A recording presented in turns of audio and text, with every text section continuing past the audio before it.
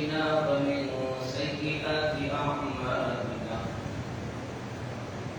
من يهده الله فلا مضل له ومن يضلل فلا هادي له ونشهد أن لا إله إلا الله وحده لا شريك له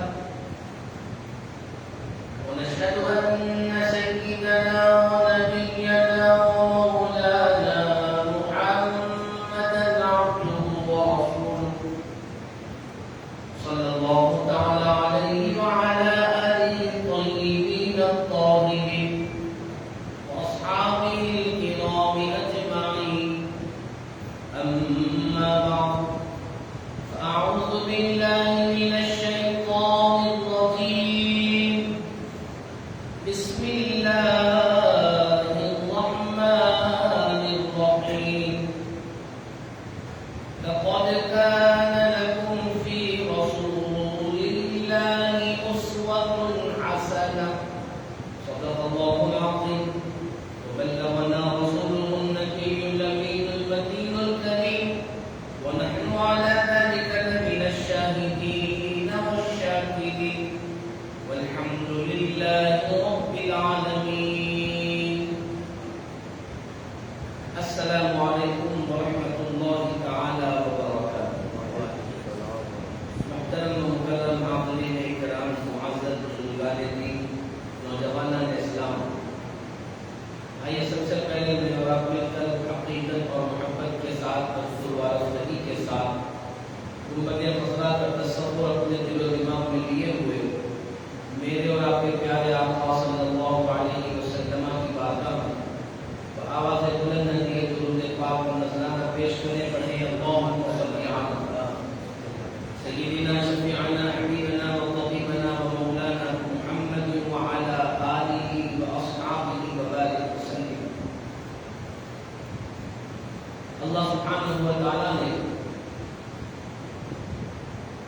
تمام امت مسلمہ کے لیے رہنمائی و رہبری اور جن کے نقش قدم پر چلنا ہمارے لیے کامیابی و کامرانی کا سینہ و ذریعہ بتایا ہے، وہ میرے اور آپ کے پیارے آقا صلی اللہ تعالی علیہ وسلم کی ذات مبارکہ. اگر ہم کسی کے طریقے کو اختیار کرتے ہوئے زندگی گزاریں گے تو کامیابی نصیب ہوگی، کامرانی نصیب ہوگی، خوشحالی آئے گی، اللہ کی رضا ملے گی، دنیا اور آخرت میں اللہ سبحانہ و تعالیٰ کامیابی عطا فرمائے گا. تو وہ آقا کریم صلی اللہ تعالیٰ علیہ وسلم کی ذات مبارکہ. قرآن پاک میں اللہ تعالیٰ نے ارشاد فرمایا لقد کان لکم فی رسول اللہ اسوۃ حسنہ. تم لوگوں کے لیے نبی پاک صلی اللہ علیہ وسلم کا اسوہ، آپ کی سیرت، آپ کی زندگی اور آپ کے بتائے ہوئے اعمال اور آپ کے کیے ہوئے اعمال مومنوں کے لیے بہترین نمونہ. یعنی اگر تم کوئی کام کرنا چاہتے ہو تو وہ کرو جو تمہارے نبی نے کیا. اگر تم کسی کے راستے پہ چلنا چاہتے ہو تو اس راستے پہ چلو جس راستے پر نبی پاک صلی اللہ علیہ وسلم گزرے. اگر تم کوئی اچھے طریقے اختیار کرنا چاہتے ہو تو تم ان طریقوں کو اختیار کرو جو تمہارے نبی کا طریقہ. تم کوئی محروم امت نہیں ہو کہ تمہاری رہبری نہ کی گئی ہو، تمہاری رہنمائی نہ کی گئی ہو، تم کو تلے تنہا چھوڑ دیا گیا ہو، تمہیں کوئی راستہ بتانے والا نہ ہو. تم ایسی امت نہیں ہو، بلکہ ساری کائنات میں جو سب سے زیادہ مخلوقات میں افضل ہے، اعلیٰ ہے، رب کا پسندیدہ ہے، سارے نبیوں کا سردار ہے، اللہ کا محبوب ہے. اللہ پاک نے ایسی عظیم المرتبہ ہستی کو ہمارا نبی بنا کر کے بھیجا اور ایسی عظیم الشان ہستی کو ہمیں فالو کرنے کے لیے کہا گیا، ان کے طریقے کو اختیار کرنے کا حکم کیا گیا. اب میری اور آپ کی ذمہ داری ہے کہ میں اور آپ مل کر یہ سوچے کہ جس نبی کو میرے اللہ نے میرا رہنما بنایا، میرا رہبر بنایا،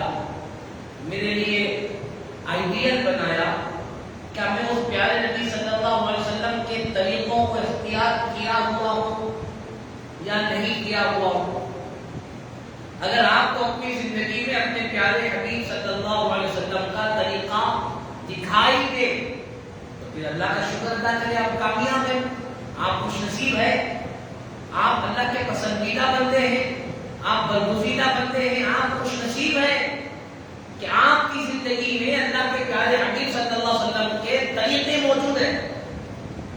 اور اگر میری اور آپ کی زندگی میں اللہ کے حبیب صلی اللہ علیہ وسلم کے طریقے موجود نہیں ہیں تو پھر خیر بنانے کی ضرورت ہے, تو پھر اصلاح کی, توجہ کی, اور اپنے گرہمان میں جھانک کر یہ کہنے کی ضرورت ہے کہ یہ زندگی کامیابی کی طرف نہیں لے جائے گی. لقد كان لكم في رسول الله اسوة حسنة, کہ تم لوگوں کے لیے سب سے بہترین نمونہ اگر کوئی ہے تو طریقہ رسول صلی اللہ علیہ وسلم, اسوہ رسول صلی اللہ علیہ وسلم, سیرت رسول صلی اللہ تعالی علیہ وسلم. تو ایک ایمان والے کو کہیں پر بھی کبھی بھی پریشان ہونے کی ضرورت نہیں پڑے گی کہ میں اس موڑ پر کس سے راستہ پوچھوں, اس موڑ پر کس کا طریقہ اختیار کروں. پیدا ہونے سے لے کر قبر میں جانے تک, پیدا ہونے سے لے کر مرنے تک, قبر میں جانے تک تمام طریقے آقا کریم صلی اللہ علیہ وسلم نے سکھا. زندگی کا کوئی ایسا مرحلہ, کوئی ایسا موڑ, کوئی ایسا سچویشن نہیں ہے جہاں پر زندگی یہ شکایت کرے کہ اس مرحلے میں شریعت میری رہنمائی نہیں کرتی. کوئی بندہ یہ دعویٰ نہیں کر سکتا کہ مجھے یہ موڑ پر بتایا نہیں جا رہا ہے کہ میں کیا کروں. میرے بزرگوں, نوجوانوں, ہماری غلطی, ہماری کوتاہی ہے یا پھر یہ کہوں کہ ہماری بدقسمتی ہے کہ ہم اپنی زندگی کے کاموں کو آقا کریم صلی اللہ علیہ وسلم کے بتائے ہوئے طریقے کے مطابق گزارنا کرنا نہیں چاہتے.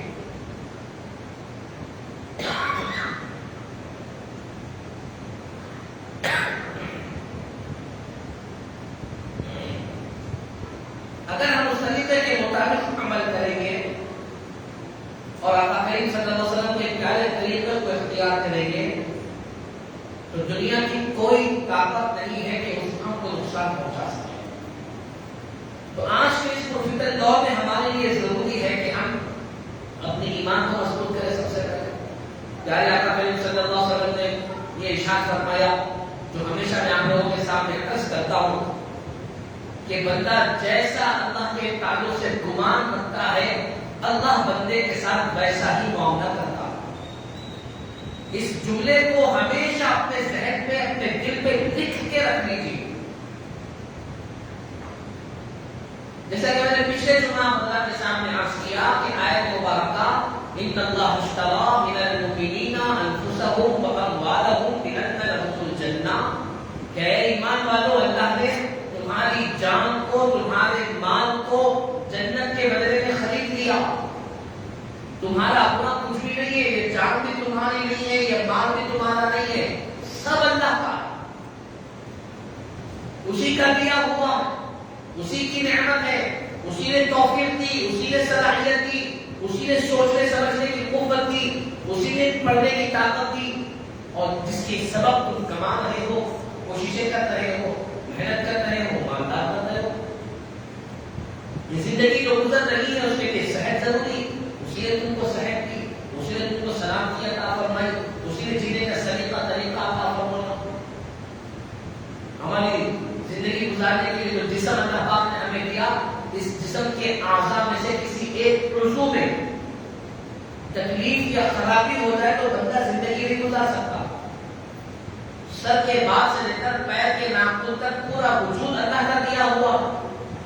اگر اس تمام وجود میں سے کسی ایک عضو میں, جسم کے کسی ایک حصے میں تکلیف یا خرابی آ جائے تو پورا جسم پریشان ہو جاتا. اللہ نے پورے جسم کو سلامت رکھا, سر کے بعد سے پیر کے ناخن تک ہر عضو, ہر حصہ جسم کا صحیح سلامت ہے. اگر تھوڑی سی بھی خرابی آ جائے تو پھر کمانے کی صلاحیت صلاحیت ختم، محنت کرنے کی صلاحیت ختم. جب محنت کر نہیں سکو گے تو کماؤ گے کیسے؟ کماؤ گے نہیں تو مال آئے گا کیسا؟ اب مال تمہارے پاس آ رہا ہے تو تمہاری محنت سے محنت کر رہے ہو صحت اور جسم کی طاقت کی بنیاد پر، اور یہ نعمت اللہ پاک تمہیں عطا کر رہا ہے. تو اسی لیے بتایا گیا کہ مال بھی تمہارا نہیں ہے، اللہ کا ہے. یہ جان بھی تمہاری نہیں ہے، اللہ کی ہے. اب آقا کریم صلی اللہ علیہ وسلم نے ارشاد فرمایا جب تمہارا سب کچھ اللہ کا ہے تو سنو میرے امتیوں، تم اللہ کے ساتھ جیسا گمان کرو گے اللہ پاک تمہارے ساتھ ویسا ہی معاملہ کرے گا. اگر شک شبے کی زندگی گزارو گے تو شک اور شبے کی زندگی گزر جائے گی. اگر توہم پرستی میں زندگی گزارو گے تو اسی میں زندگی گزر جائے گی. اگر کشمکش میں زندگی گزارو گے اسی میں زندگی گزر جائے گی. اور اگر اللہ پر پورا یقین رکھتے ہوئے زندگی گزارو گے تو اللہ پاک تمام نعمتیں عطا فرمائے گا، کبھی کسی کا محتاج ہونے نہیں دے گا. ہماری پریشانی یہاں پر ہے کہ ہم کسی چیز پر مکمل اعتقاد اور بھروسہ نہیں کرتے.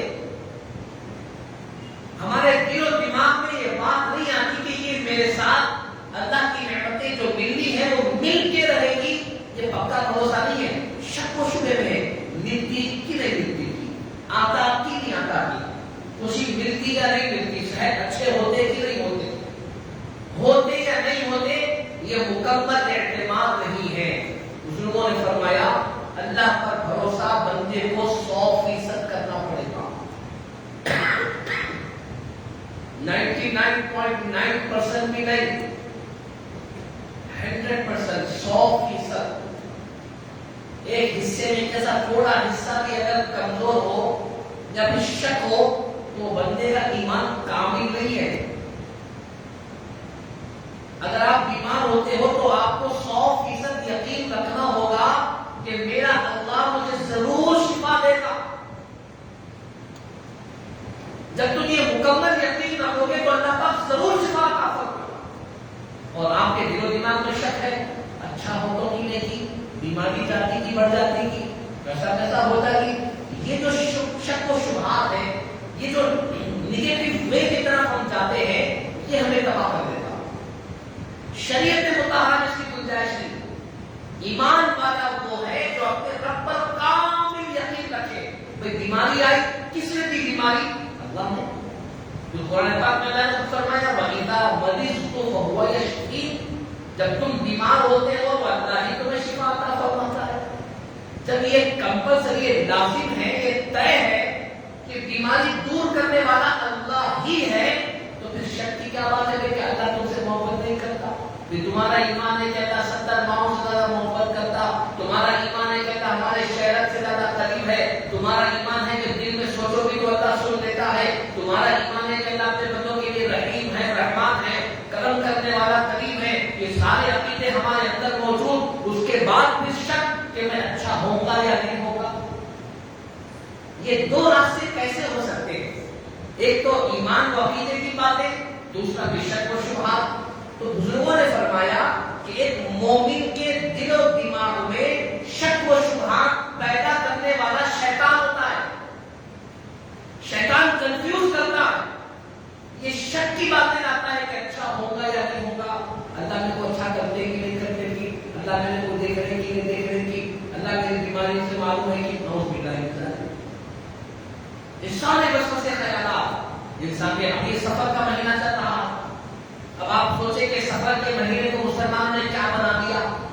اپنے دماغ سے، اپنی سوچ سے، اپنے خیالات سے پورے مہینے کو منحوس مہینہ قرار دے دیا. نعوذ باللہ من ذالک. جیسا اس سفر کا مہینہ آتا، بعض کم عقل بولے یا پھر کمزور ایمان والا بولے تو بھی بول سکتے ہیں. جن کا ایمان کمزور ہو یا کم علم والا بولے، جس کو علم نہیں ہے شریعت مطالعہ کا، جس کو علم نہیں ہے قرآن حدیث کا، جنہوں نے علماء سے سیکھا نہیں، علماء سے پوچھا نہیں، علماء سے جانا نہیں، اہل علم کے پاس جا کر بیٹھے نہیں، کبھی معلومات حاصل نہیں کی، ان لوگوں نے اپنے دماغ سے، اپنے خیالات سے، اپنی سوچ سے یہ فیصلہ کر لیا کہ سفر کا مہینہ منحوس ہے.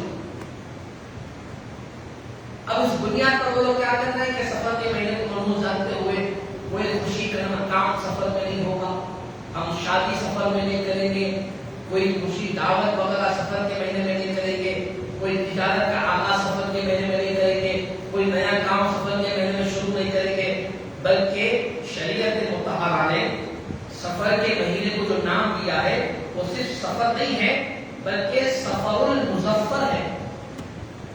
سفر کے ساتھ کیا ہے؟ مظفر، سفر المظفر، سفر صاد فا را، یہ مہینے کا نام مظفر اس کا لقب ہے، اس کی پہچان ہے، اور مظفر کا مطلب ہوتا ہے کامیابی۔ تو شریعت یہ کہہ رہی ہے کہ سفر کامیابی کا مہینہ ہے، اور یہ کلمہ پڑھنے والا مسلمان کو رمضان کا مہینہ ہے۔ اب آپ دیکھو شیطان نے ایک مومن کے دماغ میں کیا کیا بھر ڈالا۔ شریعت یہ کہہ رہی ہے کہ سفر کامیابی کا مہینہ ہے، اور یہ کلمہ پڑھنے والا کہہ رہا ہے کہ نہیں، اس میں بدائیاں آتے، بیماریاں آتے، یہ نحوست کا مہینہ ہے، یہ پریشان کرنے والا مہینہ۔ اب اس کے ذہنوں میں، دل و دماغ میں کس نے یہ بات ڈالی؟ تو آسان الفاظ میں عرض کروں تو یہ وسوسے، یہ برے خیالات اس بندے کے دماغ میں ڈالنے والا کوئی اور نہیں، اس کا کھلا ہوا دشمن شیطان مردود ہے۔ شریعت میں اس کی کوئی حدیث پاک میں آقا کریم نے ارشاد فرمایا ولا سفر، سفر کی کوئی حقیقت نہیں، یعنی اس میں نحوست کی کوئی حقیقت نہیں، یہ منحوس ہوتا ہے، اس کی کوئی حقیقت نہیں، ہمارے نبی نے ارشاد فرمایا۔ اب بعض لوگ اپنے اپنے طور پر اپنے اپنے دماغ پہ لگا کے رکھیں، اگر اس مہینے کی جو 13 تاریخ آتی ہے سفر کے مہینے کی، اس کو 13 تیزی بولتی ہے، عجیب ماحول ہمارے پاس ہوتا ہے 13 تیزی میں۔ اب آپ تصور کریں، میں نے جو آقا کریم صلی اللہ علیہ وسلم کا ارشاد آپ کے سامنے عرض کیا کہ میرے اور آپ کے پیارے آقا صلی اللہ علیہ وسلم نے ارشاد فرمایا بندہ اللہ سے جیسا گمان کرتا ہے اللہ اس کے ساتھ ویسا ہی معاملہ کرتا ہے۔ اگر بندہ سوچ رہا ہے کہ نحوست کا مہینہ ہے، میرے اوپر بلائیاں نازل ہوں گے، تو کیونکہ اس کا تصور، اس کا خیال، اس کی مینٹالٹی، اس کی سوچ، اس کا گمان وہی ہے، تو آقا کریم کے ارشاد کے مطابق اس کے ساتھ ویسے ہی ہوگا۔ واضح آسان الفاظ کھول کھول کر آپ کے سامنے عرض کر رہا ہوں۔ میرے اور آپ کے آقا نے فرمایا کہ جیسا بندہ گمان کرے گا ویسا ہی اس کے ساتھ معاملہ ہوگا۔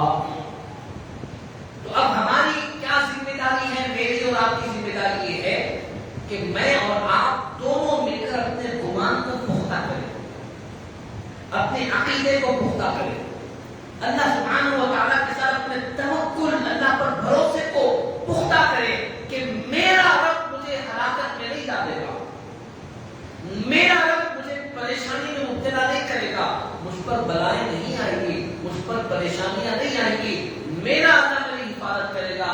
میرے پیارے نبی نے مجھے دعائیں عطا فرمائیں، طریقے عطا فرمائیں، اذکار عطا فرمائیں، میں ان چیزوں کو جب پڑھوں گا، میرے آقا کے طریقے کو اختیار کروں گا، تو کوئی بلا، وبا، بیماری، پریشانی مجھے پریشان نہیں کر سکتی۔ یہ پکا عقیدہ اور سوچ ہمیں رکھنا ہوگا، تو تبھی جا کر آپ کامل عقیدے والے بنیں گے نا بھائی۔ شک اور کامل بن دو ایک جگہ جمع نہیں ہو سکتے۔ کامل کا مطلب یہ ہے کہ میں پورا بھروسہ، شک کا مطلب یہ کہ ہوتا کہ نہیں ہوتا کہ، جب ہوتا کہ نہیں ہوتا کہ کام اگر ہوگا تو پھر زندگی ویسی گزر جائے گی، کبھی ہوتا کبھی نہیں ہوتا، کبھی ہوتا کبھی نہیں ہوتا۔ اور لوگ ہوتے ہیں سوچتے ہوئے کاروبار شروع کریں، یعنی کام شروع کریں، یہ چیز شروع کریں، اور ہمارے ذہن میں بار بار یہ خیال آ رہا تھا ہوتا کہ نہیں ہوتا کہ، تو بعض مرتبہ اچھا چلتا ہے، بعض مرتبہ خراب ہو جاتا ہے، بعض مرتبہ اچھا چلتا ہے، بعض مرتبہ خراب۔ کیوں؟ سوچ شروعات جیسے کرو گے ویسا کام چلے گا۔ اب ایک بندہ کہہ رہا ہے کہ مجھے پورا یقین تھا میں کامیاب ہو جاؤں گا، میرے اللہ میں میرے کو پورا بھروسہ تھا کہ میں صحت مند ہو جاؤں گا، میری بیماری ختم ہو جائے گی، میری پریشانی ختم ہو جائے گی، مجھے کامل یقین تھا، اور مجھے اللہ نے شفا عطا فرمائی، میں اچھا ہو گیا، میں صحت مند ہو گیا، میری بیماری چلی گئی، میری پریشانی چلی گئی، میری مجبوری ختم ہو گئی، کیونکہ میرے کو اللہ پہ بھروسہ تھا۔ تو ہر پریشان ہو یا بیمار ہو یا کسی مصیبت میں ہو یا کسی آزمائش میں مبتلا ہو، کسی بھی سچویشن میں ہو جو بندے کو پریشان کر رہی ہے، اس میں اگر وہ 100% بھروسہ کرے اللہ پر کہ میرا اللہ میرے ساتھ اس معاملے میں اچھا معاملہ کرے گا، تو ضرور اس کے ساتھ اچھا ہی ہوگا۔ غلط سوچنے، منفی سوچنے کی شریعت میں گنجائش نہیں ہے۔ اسی لیے فرمایا گیا کہ تم جیسا اللہ کے تعلق سے سوچو گے، جیسا گمان رکھو گے، تمہارے ساتھ ویسا ہی معاملہ کیا جائے گا۔ تو میرے بزرگوں اور نوجوانوں، اب آپ سوچیں کہ اب سفر کا مہینہ جیسا آ رہا، اب سفر کے مہینے میں دنیا کے خیالات، شادیاں لے کر رشتے پکے ہو گئے، نہیں محرم کا مہینہ، سفر کا مہینہ، سفر کا مہینہ نحوست والا رہتا، لہٰذا سفر کے مہینے میں نہیں کریں گے، ربیع الاول میں کریں گے۔ اب ربیع الاول میں پورے شادی خانے پوچھے شادی خانے میں کریں گے تو ربیع شادی میں کریں گے۔ اس طریقے سے شادی بڑھا دے، پھر بیچ میں کسی کا انتقال ہو گیا، ایک کا انتقال ہو گیا، اگلے مہینے میں کریں گے، 6 مہینے کی بات کریں گے۔ وہ بیچاروں کے رشتے پکے ہو گئے، شادی کے انتظار میں بیٹھے ہوئے، جو تاریخوں پہ تاریخ آگے بڑھا دیا۔ اب شادی کرنا سنت، اب اور ایک عقیدہ ذہن میں یہ ہے کہ سفر کا مہینہ نحوست، اس میں پھر 13 تاریخ نحوست والی، اب 13 تاریخ جمعہ کے دن اگر آ گئی، ان کیس شاید ہو سکتا ہے کہ جمعہ آ جائے، تھوڑا آگے کا 14 ہو جائے گی، شاید 13-14 جمعہ کے دن اگر 13 تاریخ آ گئی سفر کی، تو کیا تم اس دن کو نحوست والا کہو گے؟ جبکہ ہمارے آقا نے فرمایا جمعہ عید کا دن ہے، جمعہ برکت کا دن ہے، جمعہ اللہ کی طرف سے رحمتوں کی برسات کا دن ہے، جمعہ کے دن اللہ تعالیٰ اپنے بندوں کی مغفرت فرماتا ہے، فرشتے نازل ہوتے ہیں، سلام بھیجتے ہیں۔ جو شخص جمعہ کے دن نماز کا اہتمام کرنے کے لیے نکلتا ہے، ہر قدم پر نیکیوں کا ثواب ملتا ہے، عمرے کا ثواب دیا جاتا ہے، 1 سال کے نفل روزوں کا ثواب ملتا ہے۔ نماز کے لیے جانے والوں کے لیے حدیثوں میں بشارت، جمعہ کے دن کیے جانے والے اعمال پر بشارتوں کی آقا کریم صلی اللہ علیہ وسلم نے برسات عطا فرمائی۔ یعنی جمعہ کے دن اہتمام کرو گے تو اتنی نیکیاں ملیں گی، اتنے انعام ملیں گے، اتنی کامیابی نصیب ہوگی، یہ ساری چیزیں بتائی گئی۔ اور اس کے علاوہ اگر 13 تاریخ کو سفر کے مہینے میں جمعہ کا دن آئے گا تو تم جمعہ کی برکت کو مانو گے، اپنے ذہن سے بنائے ہوئے دن کو نحوست والا کہو گے۔ اگر نحوست والا کہو گے تو حدیث پاک کے اتنے ارشادات کا انکار، اب بتاؤ ہمارے ایمان کا حال کیا ہوگا؟ تو بزرگوں نے فرمایا تو لہٰذا تمہارے لیے ضروری ہے کہ جو شریعت نے کہا کہ تم کسی دن کو، کسی مہینے کو نحوست والا مت مانو۔ کل یوم للہ، ہر دن اللہ کا، ہر دن اللہ کا ہے، اللہ کا بنایا ہوا۔ تمہاری زندگی میں پریشانیاں، بیماریاں، مصیبتیں، نحوستیں، آزمائشیں اگر آتی ہے تو بعض آقا کریم کے ارشادات کے مطابق تمہارے اپنے کاموں کی وجہ سے آتی ہے، تمہارے اپنے کرتوتوں کی وجہ سے آتی ہے، تمہاری اپنی غلطیاں، تمہاری اپنی نافرمانیاں، تمہارے اپنے گناہ، تمہارے اپنے اللہ کو ناراض کرنے والے اعمال تمہاری زندگی میں بے برکتی لاتے ہیں، تمہاری زندگی میں پریشانیاں لاتے ہیں، تمہاری زندگی میں آزمائشیں لاتے ہیں۔ اگر تم زندگی میں پریشان ہو، بیمار ہو، آزمائش میں مبتلا ہو یا کسی اور عمل میں مبتلا ہو تو تم کو اپنے رب کو راضی کرنے کی فکر کرنا ہے۔ تم کو یہ فکر کرنا ہے کہ میں اپنے ناراض مولا کو کیسے راضی کروں، اپنے تمام گناہوں سے معافی مانگوں، اللہ کو راضی کرنے کے لیے نیک اعمال کروں، غریبوں کی مدد کروں، توبہ و استغفار کروں، عبادت و نیازت کروں، آنسو بہا بہا کر اپنے رب کی بارگاہ میں توبہ و استغفار کروں، یہ خیال آنا چاہیے۔ اب شیطان نے کیا کر دیا؟ وہ خیال کو ہٹا دیا، دیکھو مہینہ نحوست ہے، وہ مہینے کی وجہ سے ہوا، وہاں لے جانے کی وجہ سے ہوا، وہ بجلی گئی تو ہوا، وہ سورج ایسا ہوا تو ہوا، تمہارا گھر یہ پوزیشن پہ بنا ہوا ہے اس واسطے ہوا، وہ باورچی خانہ پکانے کا ادھر رہنا تھا لیکن تمہارا اسٹو کا جو سسٹم ہے، جو پلیٹ فارم اس کو کہتے ہیں، وہ یہ پوزیشن پہ ہے، جس کی وجہ سے یہ حالات آ گئے۔ پورا ذہن اور دماغ اس پہ لگا ہوا، اپنے کرتوتوں کی کوئی فکر نہیں، بناوٹ پہ فکر، کنسٹرکشن پہ فکر کہ بھئی ایسا بننا تھا، ایسا بن گیا تھا کہ اس بات یہ سورج کی روشنی ایسا کرتا ہے، یہ کھڑکی ادھر آنا تھا، یہ مہینہ نہیں کرتے، یہ تاریخ کی وجہ سے کرتے، اس میں ایسا ہوا کرتے، یہ ہوا، اس میں ہم لگے ہوئے۔ ہم یہ جاننے کی کوشش نہیں کر رہے ہیں کہ میرا کام رکا ہوا ہے،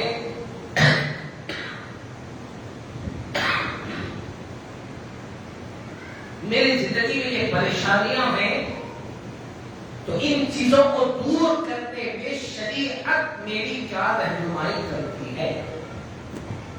عقل مند کو یہ سوچنا چاہیے، عقل مند اگر ہے تو اس کو یہ سوچنا چاہیے۔ اب اگر شیطان نے دماغ میں بھر دیا ہے نگیٹیوٹی، منفی تاثرات، منفی خیالات، اگر شیطان نے آپ کے دماغ میں بھر دیا ہے تو آپ کو پھر یہ آئے گا، انہوں کرا دی کہ کیا ہے کہ انہوں میرے سے جلتے، انہوں ان سے میری نہیں بنتی، انہوں چڑھتے، ان سے دشمنی ہوئی تھی، ان سے بحث ہوئی تھی، انہوں لڑ لیے تھے، ان کو رشتہ مجھے تو رشتہ نہیں کیے تھے، ایسا ہوا تھا ویسا ہوا تھا، واپس آنا چلا۔ ہمیں سوچنا کیا ہے کہ میری یہ پریشانی کو دور کرنے میں شریعت میری کیا رہنمائی کرتی ہے۔ جب آپ کو یہ فکر ہوگی تو آپ کہاں جاؤ گے؟ اہل علم کے پاس، علم جاننے والے، دین جاننے والے علماء و مشائخ کے پاس آپ جاؤ گے، اللہ کے نیک بندوں کے پاس آپ جاؤ گے، شریعت پر عمل کرنے والوں کے پاس جاؤ گے، قرآن و حدیث کا علم رکھنے والوں کے پاس آپ جاؤ گے، علماء کرام، مفتیان کرام اور اللہ کے نیک بندے جو مشائخین ہیں ان کے پاس آپ جاؤ گے، ان سے آپ کہو گے کہ حضرت یہ پریشانی ہے، حل بتائے کیا کروں۔ اب وہ قرآن و حدیث کی روشنی میں، آقا کریم صلی اللہ علیہ وسلم کی سیرت پاک کی روشنی میں، صحابہ کرام کے طریقوں کی روشنی میں آپ کو بتائیں گے کہ آپ کو یہ عمل کرنا ہے، انشاءاللہ بہتر ہو جائے گا۔ ایک صحابہ رسول کے تعلق سے آتے وہ آقا کریم صلی اللہ علیہ وسلم کی خدمت میں حاضر ہوئے، کہا یا رسول اللہ، میرے گھر میں جب بھی کوئی مہمان آتے ہیں تو میری زوجہ بڑی ناراض ہوتی ہے، وہ مجھ پہ ناراض ہوتی ہے، چیختی ہے، چلاتی ہے، غصہ ہوتی ہے کہ مہمانوں کو لے کے آ جاتے ہو، ویسا کرتے ہو، حالانکہ مہمان آ کر گھر پہ کھانے پر کیا خوشخبریاں ہیں، کیا نیکیاں ہیں، کیا اجر و ثواب ہے، ہم نے آپ سے سنا، اس پر عمل کرنے کے لیے ہم مہمان کو بلاتے ہیں، لیکن ہماری بیوی ناراض ہو جاتی ہے۔ خاتون کو گھر کی اگر اس کی مہمان کی عصمت معلوم نہ ہو تو بیچاری کو تکلیف ہوتی ہے، کام کرنا پڑتا ہے، پکانا پڑتا ہے۔ وہ صحابی بھی آ کر سرکار سے یہ عرض کی، تو حضور نے کہا چلو ٹھیک ہے، کل میری دعوت تو کرنا، میں آؤں گا۔ اللہ حضور کی دعوت کی، جا کر بیگم سے کہا کہ بیگم کل ہمارے گھر مہمان حضور ہے۔ تو وہ بھی سرکار کی عمر کی، سرکار کی غلام تھی، خوشی کا ٹھکانا نہیں رہا، حضور میرے گھر آ گئے، اب حضور کے لیے مجھے پکانا ہے۔ بڑی خوش ہوئی، بڑی محنت کی، بڑی کوشش کر کے پکوان کیا، حضور تشریف لائے، کھائے، دعائیں کی۔ جب جانے لگے آقا تو کہا کہ جب میں دروازے سے باہر جانے لگوں تو تمہاری زوجہ سے کہنا کہ مجھے جاتا ہوا دیکھے، جب تک میں آنکھوں سے اوجھل نہ ہو جاؤں، گھر کے پورا باہر نہ نکل جاؤں، مجھے دیکھتے رہے۔ انہوں نے ویسے کیا۔ جب آقا قریب تشریف لے جانے لگے تو اس خاتون نے حضور کو دیکھا، حضور تشریف لے کے چلے گئے۔ بعد میں حضور نے دریافت کیا کہ بتاؤ کیا دیکھا تمہاری بیوی نے، تمہاری زوجہ نے؟ تو صاحب رسول نے کہا کہ یا رسول اللہ، میری زوجہ نے کہا کہ جب آپ تشریف لے کر کے گئے تو آپ کے پیچھے بڑے ڈراؤنی سے چہرے والے کچھ ایسے لوگ تھے جسے دیکھ کر خوف ہو رہا تھا، بدبو اور کالا کلر ان کا جسم کا تھا، وہ لوگ بھی آپ کے ساتھ آپ کے پیچھے پیچھے نکل گئے گھر کے باہر، جن کے ڈراؤنی چہرے تھے، بڑے خطرناک سے تھے۔ آپ کے تشریف لے جانے کے بعد وہ چیزیں بھی گھر کے باہر نکل گئی۔ آقا کریم مسکرائے اور کہا کہ اپنی بیوی سے کہنا کہ جب کوئی مہمان گھر آتا ہے، کھا کر باہر جاتا ہے تو اللہ کی رحمتیں داخل ہوتی ہے اور گھر کی بلائیں گھر سے باہر نکل جاتی ہے۔ اللہ کی رحمتوں کا نزول ہوتا ہے اور گھر کے اندر جو بلائیں، وبائیں، تکلیفیں، پریشانیاں جو اس کی زندگی میں موجود چھپی ہوئی رہتی ہے، مہمان کے آنے کی برکت سے وہ گھر کے باہر نکل جاتی ہے۔ تو یہ آقا کریم صلی اللہ علیہ وسلم نے کر کے دکھایا۔ تو انسان کو یہ سوچنا ہے کہ اگر میری زندگی میں پرابلم ہے، پریشانی ہے، تو اس کا حل شریعت کے دائرے میں کیا ہے۔ میں اپنی پریشانیوں کو کسی مہینے سے منسوخ نہیں کروں گا، میں اپنی بیماری کو، پریشانی کو، آزمائش کو کسی جانور کے گزر جانے سے یا گھر کی بناوٹ سے یا زندگی کے اصولوں سے یا طریقے سے منسوخ نہیں کروں گا۔ شریعت کھلے الفاظ میں کہتی ہے تمہاری زندگی کی پریشانیاں، بیماریاں، بلائیں، وبائیں اور جتنی تکلیفیں ہیں وہ سب تمہارے اپنے کرتوتوں کا نتیجہ ہے، تمہارے خود کے کیے ہوئے کام کا بدل ہے۔ تم اللہ سے معافی مانگو، اللہ کے سامنے گر گراؤ، اللہ کو راضی کرو، اپنے گناہوں کو یاد کر کر نادم ہو جاؤ، اپنے مولا کے سامنے گر گراؤ گے، اللہ راضی ہوگا، تمام چیزیں خود بخود ٹھیک ہو جائے گی انشاءاللہ۔ تو لہٰذا میں گزارش کرتا ہوں آج کے دن حضرات کے سامنے کہ یہ مہینہ سفر کا جو ہے قطعاً منحوس نہیں ہے۔ اس مہینے کو منحوس جاننا جہالت ہے، اس مہینے کو منحوس سمجھ کر شادیاں نہ کرنا، نکاح کو آگے بڑھا دینا، یہ سب جہالت پر مبنی ہے۔ اگر یہ مہینہ منحوس ہوتا تو کوئی بچہ دنیا میں پیدا ہی نہ ہوتا، بلکہ خاص روایت و ثابت سے ثابت یہ ہے کہ سفر ہی وہ مہینہ ہے جس میں مولا کائنات سیدنا علی مرتضیٰ، وہ خاتون جنت سیدہ فاطمہ الزہرا رضی اللہ تعالی عنہا کا نکاح ہوا، سفر ہی کے مہینے میں نکاح ہوا۔ اب جس مہینے میں ان ایسے بزرگ شخصیتوں کا نکاح ہوا ہو، ویسے مہینے کو ہم 2023 میں 1445 ہجری میں آگر کہیں گے کہ نحوست والا ہے، فلاں ہے، تو یہ جہالت نہیں ہو گیا۔ لہٰذا ہمیں چاہیے کہ ہم اہل علم سے رابطہ کریں، اپنے ہر معاملے کو علماء کرام سے جوڑیں، ان سے دریافت کریں، ان سے پوچھیں، مشورہ کریں اور اس کے مطابق عمل کریں اپنی زندگیوں میں۔